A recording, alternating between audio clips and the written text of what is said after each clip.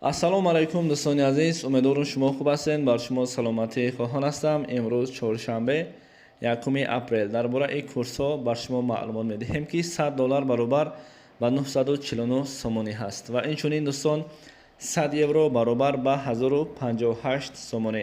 дӯстон аз шумо хоҳиш дар зери навор лайк монед ва ба канали мо обуна шавед. дастгириро фаромӯш накунед. худованд аз шумо розӣ бошад.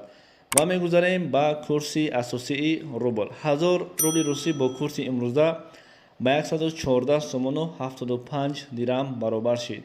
дӯстон, ноумед намешавем, зеро мо ҳамеша бар шумо гуфтем ки ноумед намешавем. иншоаллоҳ як рӯз курс боло мешавад.